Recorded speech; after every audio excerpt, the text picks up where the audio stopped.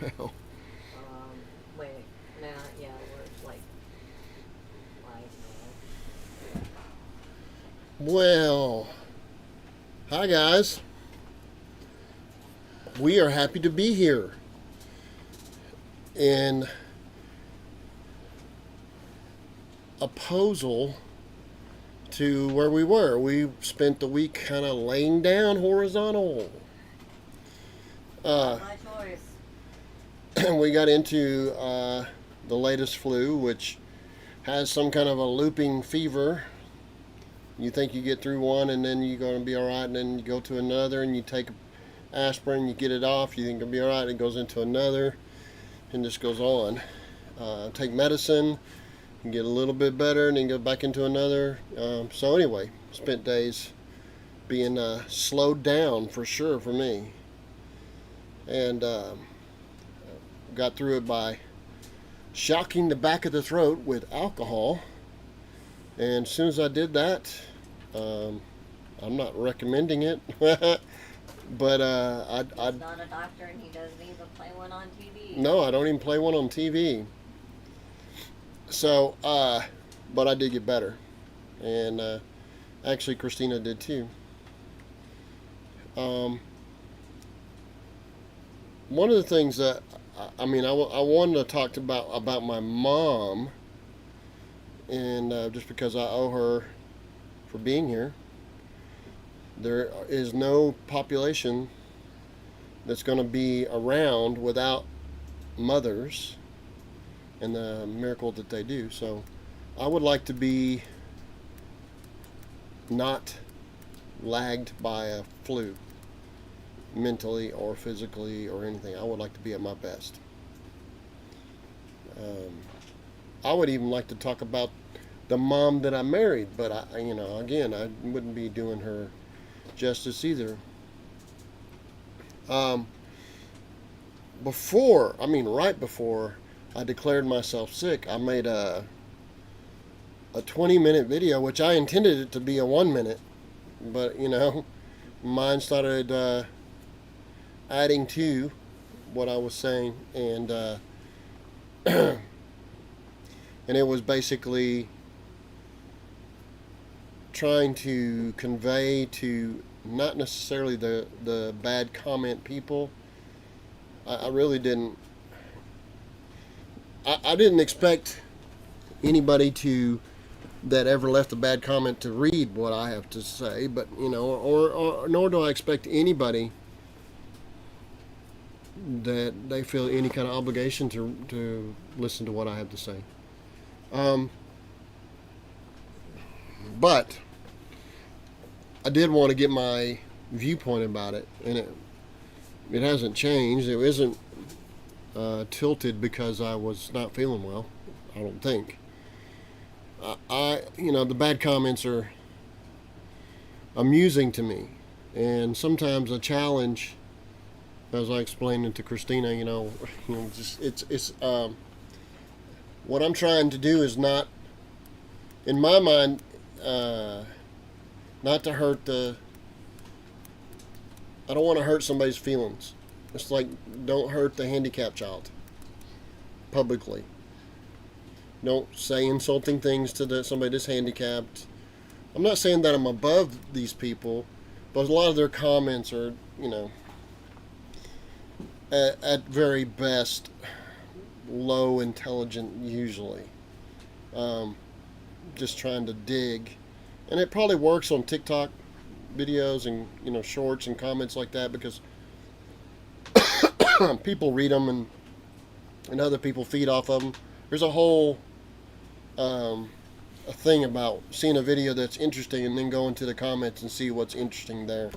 So there's a whole bunch of people that are living that way, and what I don't want is those bad comments or my responses to discourage people from picking up something because somebody declared, oh, that's not right, for whatever reason.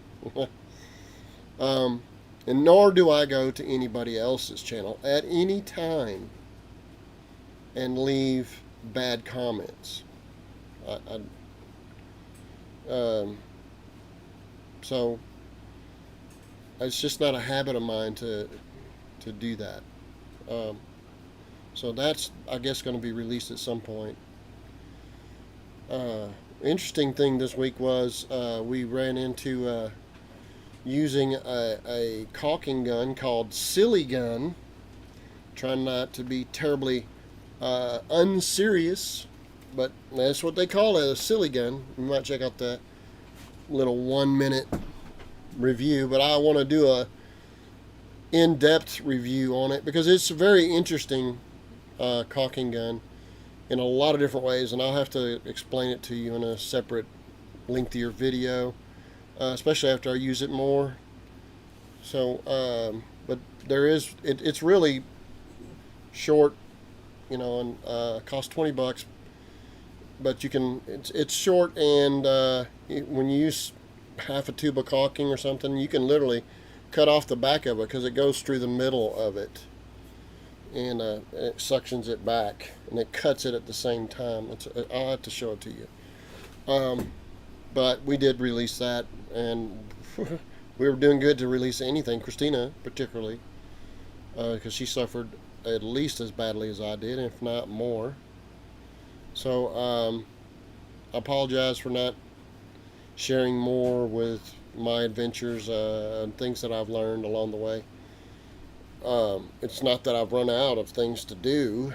It's more my problems are finding the time when the customer, the customer doesn't mind.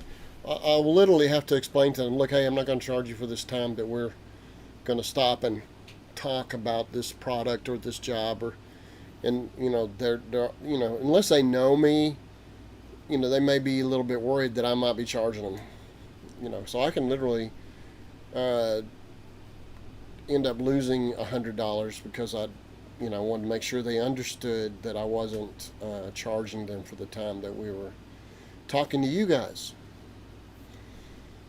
And I also want you to know that even if you are just one of a few that listen to this, it's available for me to leave it for my children, and they can see me and the way I think about things and the situations, and they can listen to me. They've worked with me enough that they know that it's accurate, and so I can leave like a diary or something that they get to know me by in a job fashion. And that would be really, really interesting to have been able to learn from my grandmother's second husband, who was a truck driver for the most of his career, but he did a lot of other things. He was poor during the Depression era. He told me a story when I was a teenager, say upper teens, but he's told me a lot of stories, and I can tell you some. But he was, anyway, he was not my original grandfather. My original grandfather, I saw him one time when he wasn't drunk. And that was with my youngest brother's wedding. And I only saw him from a distance. I was there to support my brother, and but the only time I'd ever seen him when he wasn't drunk. My dad used to call him up, say, I'm going to bring the boys over to meet you so they can meet their grandpa and get to know him. And again, try not to be drunk. Okay, and he'd start drinking. By the time we got there, he was drunk, which it was about an hour, maybe more. So we were here, we were little kids, and Dad was trying to have some history, and that tells you what kind of guy Dad was. He was trying to have, his kids have some history with their grandfather. So this other grandfather was a guy that my grandmother, they got together, and he was a very interesting character. Had a real acidy humor about him. He could work on just about anything that I thought. He was magical to me. I mean, he and my dad and people that I knew, they would get into things and just try to figure it out, and he was one of those guys. Anyway, he was telling me this story when he was broke, but he's a pretty good sized boy.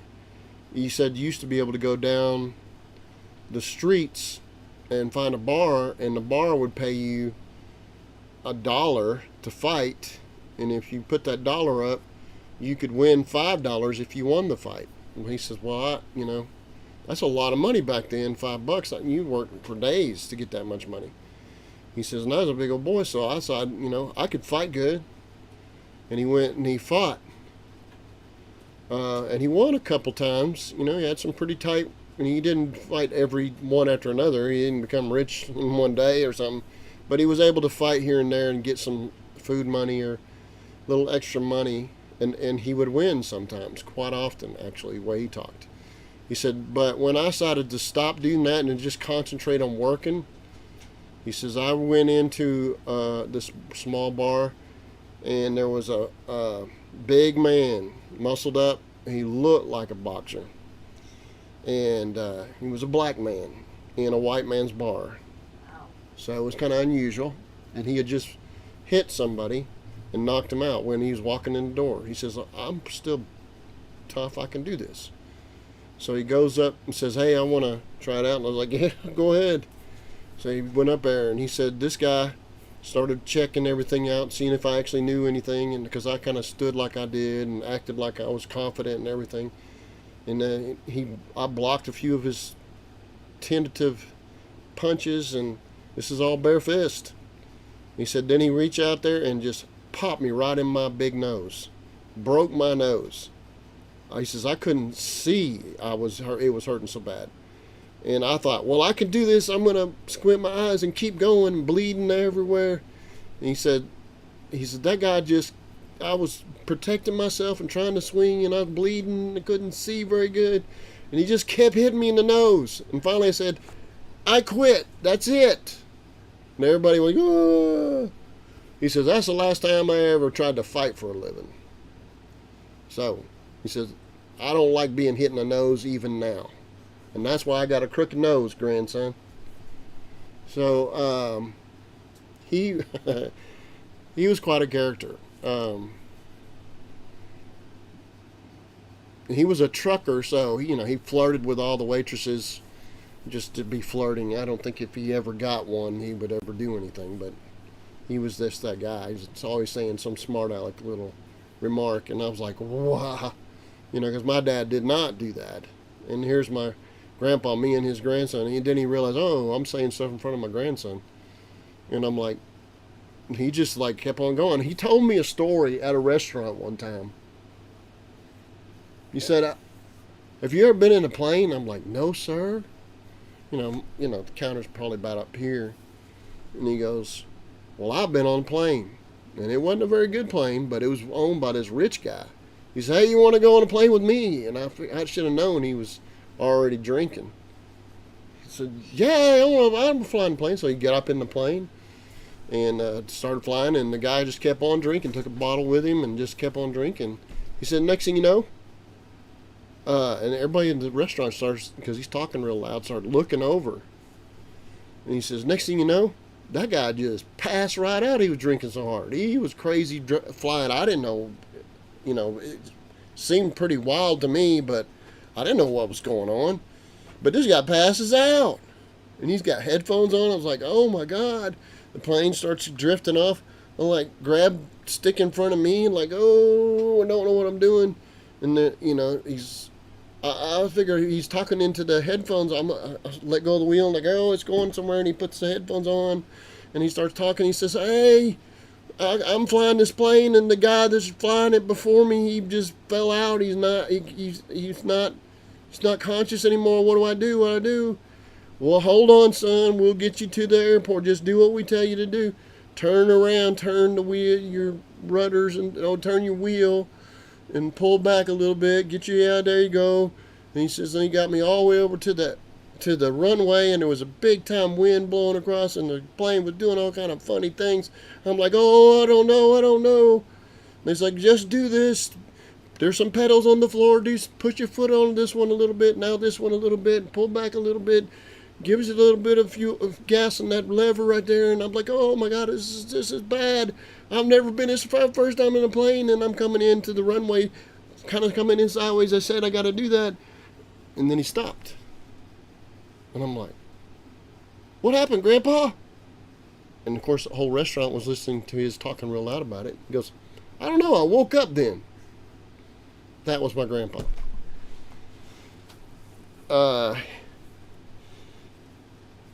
He had a lot of things that he said and did, and he was a diabetic, knew he was, but if I went over to, have breakfast with him when I was with them, he would like, hey, you want a little sugar on your ham? Don't tell anybody I got some sugar here, just for you. So when he died, they went in to clean out he lived in a separate camper because my grandma and him were not getting along good. My grandma was in a nice home, and he's like, I'll have my own camper, you can't tell me what to do. But they, we're not going to get divorced. So they found bags of sugar here and there tucked away all over the place. So if they found one, told him, you can't have this, then he had another one, and another one, and another one, and another one. And he was working on a dump truck, as I recall, in his 70s. And he had a heart attack, and he couldn't get to his nitroglycerin pills. So he didn't die immediately, but what damage was done did it to him. But you know what? He was trying to work on a dump truck, for goodness sake. A big old, 60s dump truck by himself, nobody there. He's underneath it, not in it, not on the hood, underneath it doing something, and has a problem. That's the way I understand it. And I look at, I do know of his faults, and I'm aware of them even more so as I've gotten older, but I can't help but admire his toughness getting through life. I mean, his son and I were very good friends for quite a while. I really haven't been keeping up with him. I should find out what's going on with him. But he was a character. I used to ride with him on occasion on his snow cone route, and he would say some outlandish things, And I think sometimes he said them to shock me. It's like, watch out, Grandpa, you're going to run over him. Don't worry about it. She'll have another one.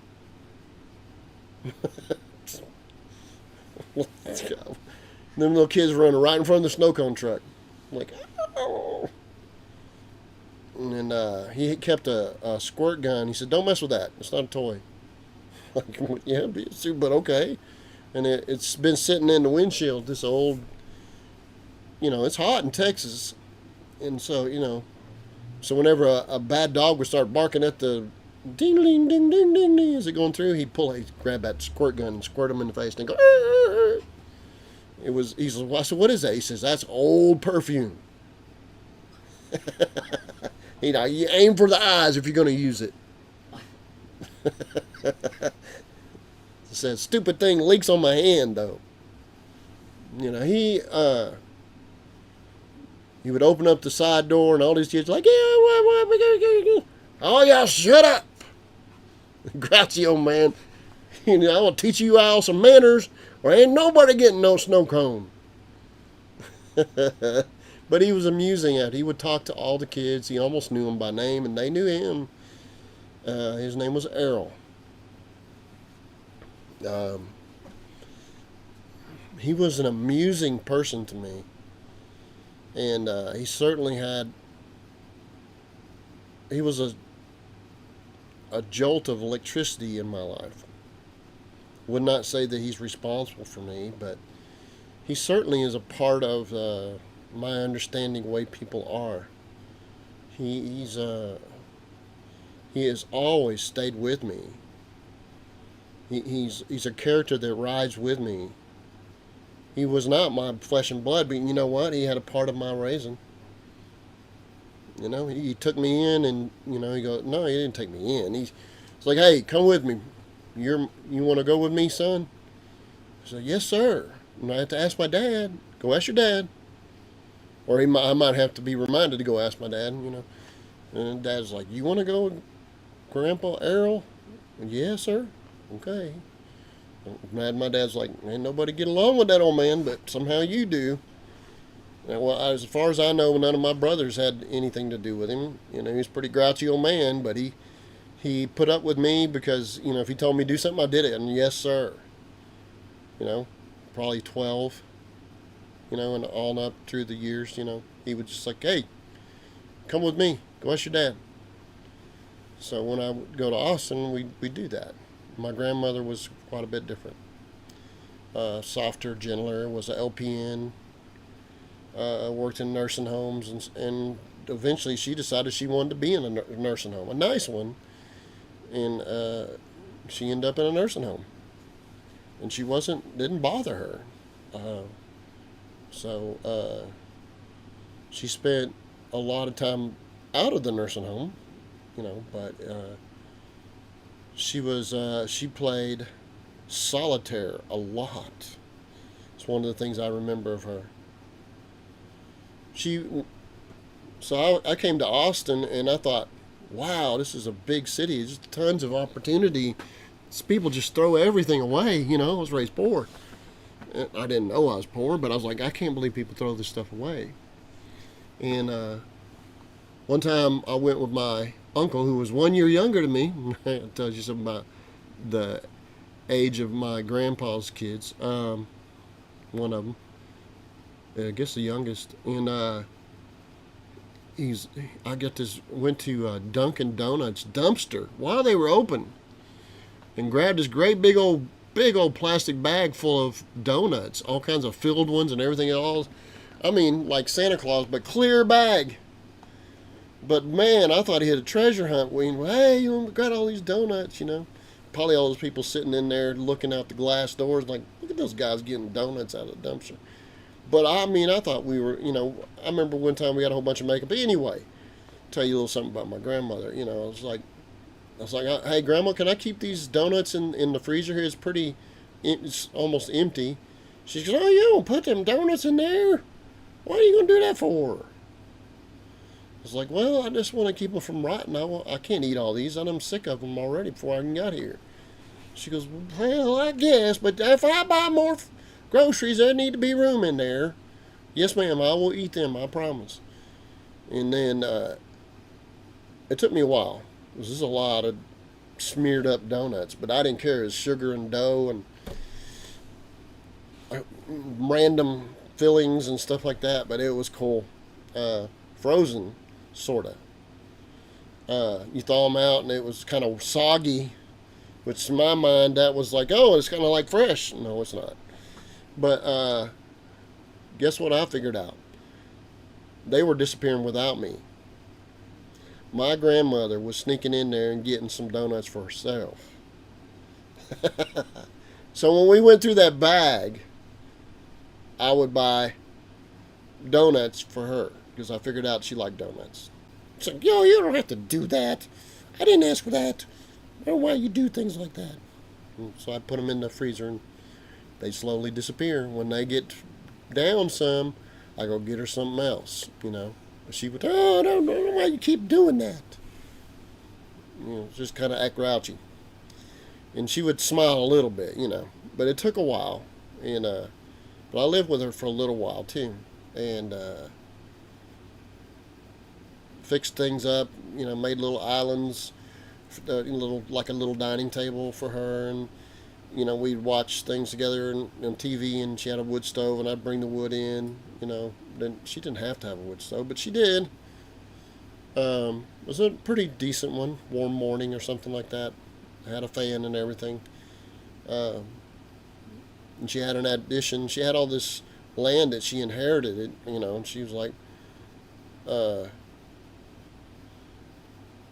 she ended up trading, I don't know, it seems like it was 5-10 acres for the addition on her house because she figured the land wasn't worth anything. The only thing they ever did anything the family ever did with it was get cedar posts off of it It's like 2 inches of dirt and then solid limestone.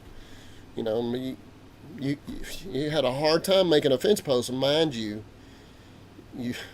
so they would cut down cedar trees and drive them up to the main road and see how many they could sell to, get a little extra money. That's what the family has always done with that area, and that was in Cedar Park area, north of Austin. That'll end up being worth millions, but she didn't know that, so she traded off probably $500,000 worth of property for a addition, and then she said, "Why don't you help him build that addition? I want to make sure he does it." Yes, ma'am. So I'm working with my uncle, which is my grandfather's oldest daughter. She married a kind of a hippie-looking dude named Russell Patronella, and he kind of knew what he's doing. It's pretty good. Framer, hanger. And he was like, "Hey, you gonna work with me?" Yeah, I'm gonna work with you, help you out. He's like, "Oh, you don't have to do that." No, Grandma wants me to. Okay, she's trying to make sure I'm doing it. Little short guy, looked like a little short Castro, we used to call him when I used to work with him. Anyway, we built this addition, and my grandmother, really didn't use it. She'd gotten so used to her bedroom being a certain place, her bed being a certain place, her clothes being a certain place, and she wore the same clothes. She had liked her clothes, didn't want no more new clothes. She would always get her hair done, and then wrap her hair up before she go to bed, but she didn't want anything to change. The best thing she could hope to happen is nothing would change. So one time, this is a memory being in my grandmother's house. It was kind of cold, and I had never been around horror movies, and I was in my grandmother's place, and she had asked me, "Hey, could you make sure the heat doesn't die down before I get home?" And it wasn't, real late, like 8:30, 9 o'clock, and it was kind of late for her, but she was out with some friends. I think it was family. I think it was friends. Anyway, I'm watching this show for the first time, and it was scary to me. It was Halloween. I'm like, holy cow, this guy's chasing people, and I'm right beside the stove, and it's dark outside, and this guy's, all the things. He's chasing some woman down a high school hallway. It was just scary. This is probably one of my first, maybe not the first, but one of my first horror shows. And I'm like, why am I watching this? It's way too scary. I'm all by myself. I'm a grown big old guy. I was 6'1", 6'2", 170 pounds, 175. Man, this dude might pop up from anywhere. So I wasn't watching. There's a little fan to blow the heat away from the warm morning. It has a built-in fan. She wanted a bigger one, and when I sat in the chair, it's a little bit longer, and it stretched the cord out that goes back to that fan, and that cord got next to the heater, and right in the middle of one of those. And this is in between commercials, which gives you some relief, in the regular movie. It's in TV, and the cord was up against that heater and was burning. I didn't know it, but right in the middle of one of them scary deals where he's chasing somebody down a dark hallway or something, all of a sudden, crack! Lights go out. I'm like, whoa, this dude's here. It's bothering me. Oh my God. What had happened was that cord got shorted out on the stove, and it tripped the breaker on the lights in the whole section of that house. I'm like, oh my God. Couldn't have made it any scarier for some innocent guy to never seen and I still don't like horror shows. You don't like women screaming? I do not like women being hurt at all. So there's a little bit about my grandmother and my second grandfather. My grandmother was a pretty neat woman. I wouldn't say, superhero, but she endured a lot. Put up with a lot from her first husband, which was the one I told you that I never saw when he wasn't drunk, except for the one time. But he left her for another woman and another woman, and he went through like 5 divorces or something. Spent most of his time drunk. I mean, and she went ahead and raised the kids. And she raised my dad to be the head of the house. So my dad, with all his pompadour hair and slick back 50s, vehicle and big ears. Let her hear you say that. I mean, he should not have done the big slick back hair thing. He should have let the hair come out a little bit. Maybe even come over the ears. Might not have been in fashion, but Anyway, she had him go to work, and he went, for whatever reason, he decided to get into the the electrician's trade. And I haven't heard the story yet, and if I have, I've forgotten why he decided to be an electrician and how it tilted that way. So he ended up going into the union to learn how to be a journeyman electrician, and then later on a master electrician. So she had him to kind of be bossy with his sister and brother in the same house, but while she went to work at the nursing home or as an LPN. So she was always pretty.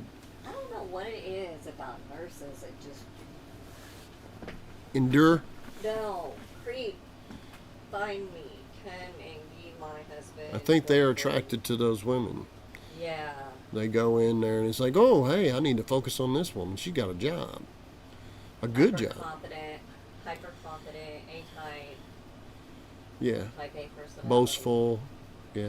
Well, no, I mean, the woman usually is. Yeah. Hyper confident, type A personality, because they've had to.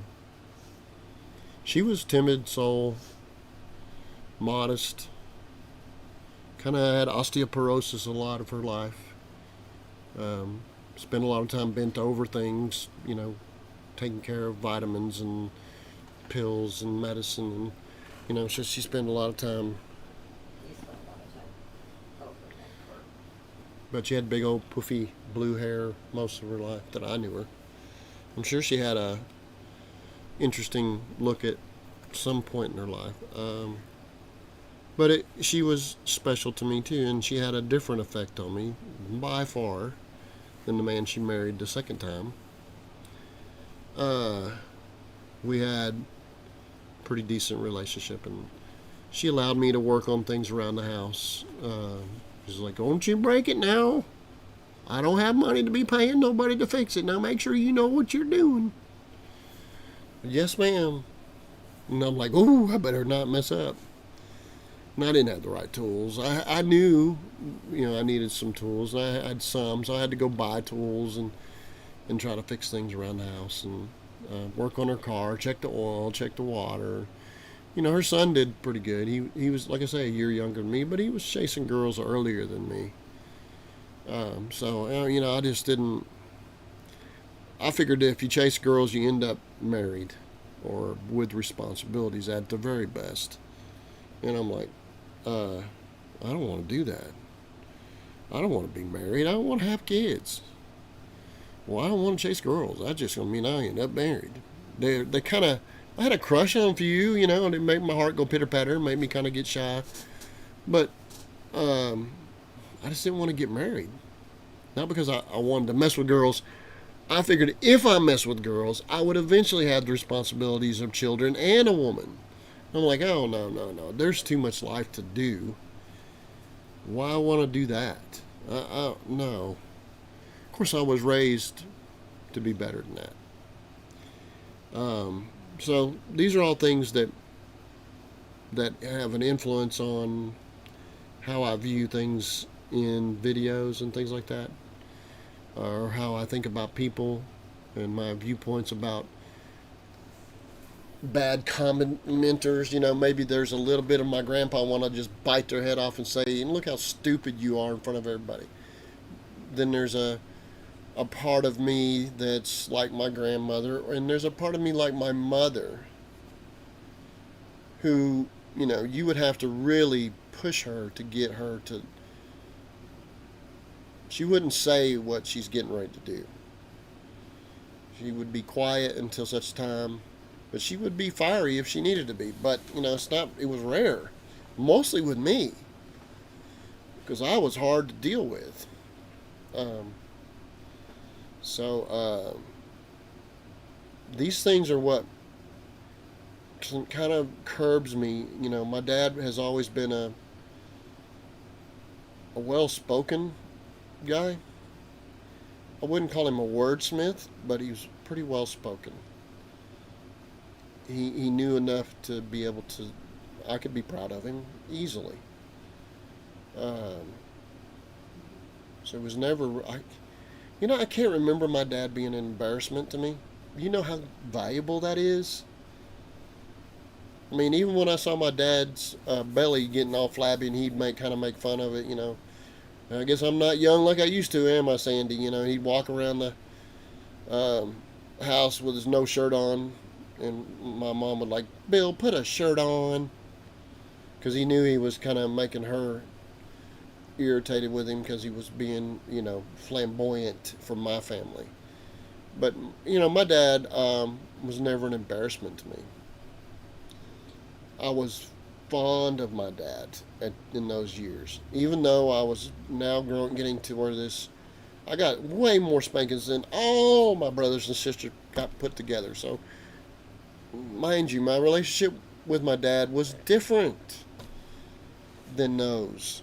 And everybody's viewpoint is different. But I adored my dad. My dad was such a special thing to me. I mean, he didn't teach me to be just like him. Even though he had a best friend one time, he goes, hey, what are you going to be? I don't know. I might be a race car driver. I might be a truck driver. He said, what does your dad do? Oh, he's an electrician. Well, that's what you're going to be. I'm like, what? My dad didn't force me to be anything. He did not say, this is what you're going to be, and now you don't got no choice. He just showed me things. And he had to, because I was overwhelming curious and exceptionally loyal. Follow him around. My fingertips were freezing, and I'd be trying to help him shake and hand him tools. And he'd like, why don't you go in? No, sir, I'm fine. I'm shaking, holding the cold wrenches. Son, you don't have to stay here with me. No, yeah, I did too. Yeah. I wanted to know what he knew. I wanted to see what he was doing. I was amazed by his abilities as a young guy. And he was willing to show me things. Like, woo, where did that come from? Huh? There was no YouTube. Right. To learn. It was me tubing on my dad. So, yeah, I remember trying to stay up because he was driving through the night with my mom, pinching him if he was going too fast. And, he got, son, you don't have to stay up. Just go ahead and lay back there with your brothers. Just, it's like, no, sir, no, you don't have to stay up just because I'm up. I was like, I can do this. And I'm going to get tears in my eyes. I was like trying to stay up. I can do it. And I was exhausted, just amazed at how my dad could just keep on driving, and he could work on things and do things, and I'm like, oh my, this guy knows everything, and I probably thought that after I was gone. I mean, my dad was to me a magician in that he could do electrical work, and so I didn't agree with him on everything. By now, I'm 17 years old. I'm like, but I didn't dare say that to him. You get popped. I was always respectful. I was taught to be respectful to anybody older than me. But I was like, I was starting to get, I'd like some choices. I didn't think I could do things on my own. And he's like, nope. You ain't ready yet. And I got a 24-year-old, maybe 25-year-old. I still ain't ready. Like, you need to get out. I'll be like, no, I know he's got to go, but He's softer and gentler than I was. A lot. And I'm proud of him. You know, he's going to be responsible for the choices that he makes, good or bad. He's responsible for his choices. But I certainly am proud of who he is at this point. I think he could be more. But phew, I look around, there's so many bad examples that he could have been. And I hope he's not in the future. You know, both of those boys, all of my boys, one of them I'm not very pleased with. But, you know, these are the things that influence my viewpoint toward other people's situation. And say somebody's having a horrible time holding his family together, and a woman that don't want to be with him because he don't have as much money as her girlfriend's guy does, and they're fighting, and then he watches one of my videos and he makes a comment. I try to imagine in my head, this guy's having a bad time, and I don't want to embarrass him in front of everybody, but I will mention to him, hey, I've been doing this for 25 years, and you say it's going to happen. Maybe it'll happen in 35 years, 45 years. Honey, you keep forgetting that. Yeah. Our sons are 25. Right. I've been, I tell them, like, hey, you're saying these bad things are going to happen, but I've been doing this for this long. Maybe you ought to reconsider that, not putting a slip sheet on a piece of metal that's going over shingle roofs, not going to cause the metal to rot out from the bottom and ruin the whole roof. When I've been doing it for 30 plus years, not had that happen yet. Maybe it's going to happen at 40 something years or 50 something years. I'm amused by it. I mean, the only bit of me that might be angry is I'm trying to now I got to figure out how to be tactful to this guy that I'm amused by. I'm like, how do I do this so I don't hurt the guy who doesn't know any better, who's just saying things because you can on the internet and not be held accountable. Yeah, if you wouldn't do that right in front of me without worrying, because I'd be setting you on your ear. I wouldn't hit you necessarily, but you'd be thinking my breath might not be as good as you want. We'd be close. Because you don't call me out, don't call me a liar, don't call me somebody that's taking advantage of other people if you don't know what you're talking about. So I would call you out if you did something like that in public. I'm not doing that in front of sometimes 70,000 views. I think the channel's got 2.7 million views. I want people to understand. I don't want to hurt them. I don't want to hurt their feelings. I don't want them to think that I'm demoralizing them, that they're not capable of coming and making another comment or asking questions. I just want them to be conscious of the fact that they just blurted out something they shouldn't have blurted out.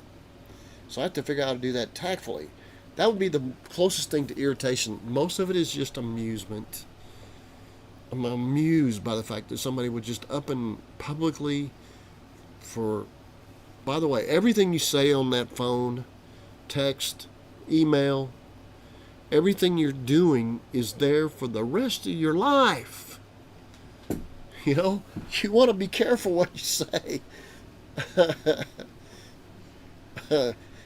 So when somebody comes on and says, a 3-year-old monkey could do better, I'm like, where did you get that?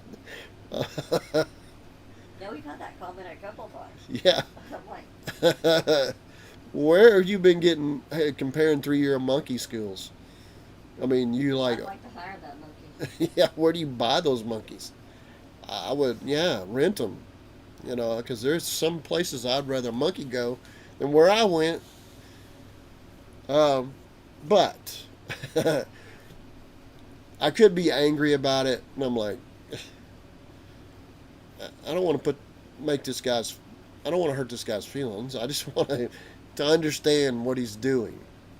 So this is not a random comment. I'm really cautious about what I share with you guys. And yes, when I stop making mistakes, I will be dead. I just don't make a lot of mistakes, particularly when I'm sharing with friends. So,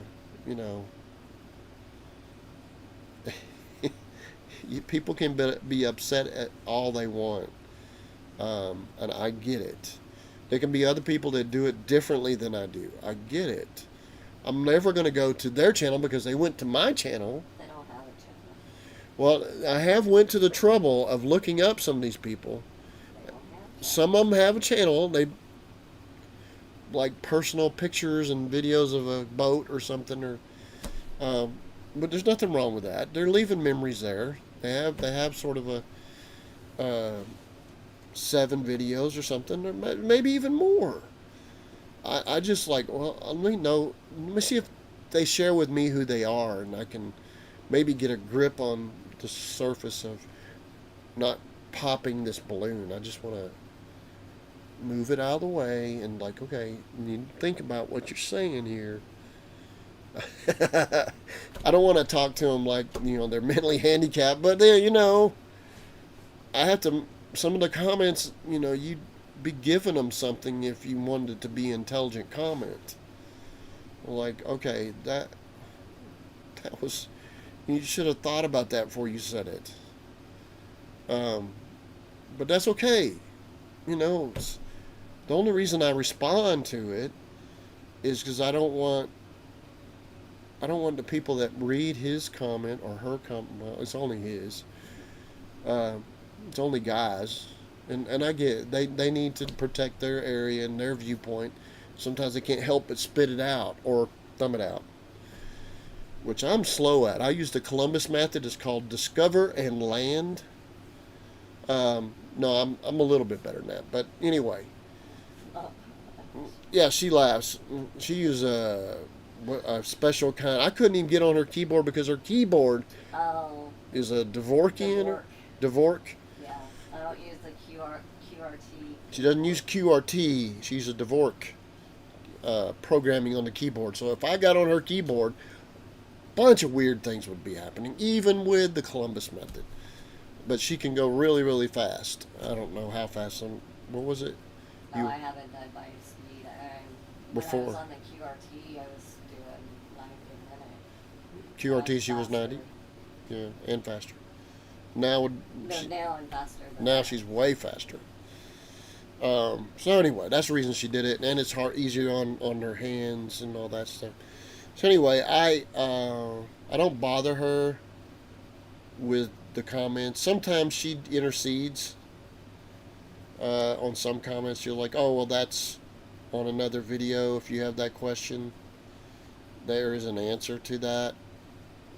But if you gotta have a link thrown in or something like that, that'll be me answering. She throws the links in. I don't. I just tell you there's another video. And maybe this is part of another video. And your questions are probably legitimate, but I don't want you, to think. I'm twisting wrenches on a car on the side of the road, climbing up into attics, down into septic tanks, climbing into trees this week. You only work one day this week. Yeah. Trees, porches, trims on the outside of windows. I don't know. Trim around the bathtub. Yeah. Electrical on the outside. Flooring. There's a bunch of different things in one day. The flooring you did on our trailer, though. Yeah, still all on the same day. So I don't want you guys to ever think that it's arrogance. I hope that doesn't come out that way, or haughtiness. It is more amusement and how to be tactful to the probably sensitive person. Troll. She calls them trolls. I get amused by them. I told him, don't feed the troll. She tells me don't feed the trolls, but I usually have conversations with them enough. There's been one or two maybe that just wouldn't quit, and you had to block them. You know, they didn't have to make any sense. But that's just rare. Most of the time they realize, that, I'm just... Most of the time they're embarrassed. They didn't even think you would read it. Well, I don't think most people respond to other people's comments. Most people don't read it. Yeah, Joe Rogan says, I don't read those things. People are crazy on comments. Oh, I do. Because it's important to me that I leave the right impression. If you have a question, I don't want to ignore you. What you leave behind is how you affected other people. And I'm handing out what little bit I have learned along the way. And if we all did that, how much of a better place would it be? If we all shared and learned from one another, how much better of a place would it be? That's what I leave. So I will be in better shape next week. At least I hope so. God, it's got to get better. And well, I hopefully, then I want to talk about my mother, who is a massive influence on me, and I will try to do it without emotions coming up, but I don't know that I can. She was such a wonderful person, and it was amazing to have a mother and a father who were that special. In a world that, you try to nowadays you don't look around and say, well, there's a lot better mother or father than that. No. They were not wealthy. Well, some at one point, but a couple points maybe. But I was going to say, your dad lost what, 3 fortunes? yeah, I remember my mom going to garage sales. She parked the Cadillac down the road and walked to the garage sale. She's embarrassed. She is embarrassed by the Cadillac. Yeah. I could go on a long time talking about my mom. So anyway, I will try to do that next week. Not that this is a channel about talking about moms. It is an explanation as to the character of the videos that you're watching. So you can know a little bit about how I end up having personality coming out. I would not want to give the bad things to my parents. The energy, the ADD, if you will. ADD on HD. Yeah, on high def, ADD and HD. Yeah, I wouldn't attribute that to them. That's me making up for time being bedridden. It's gonna take the rest of my life to make up for all that. So anyway, thank you for being around, listening to me, and me making an explanation. If not to you, then to my boys at some point when they want to sit down and say, "Hey, what did Dad think about this?" And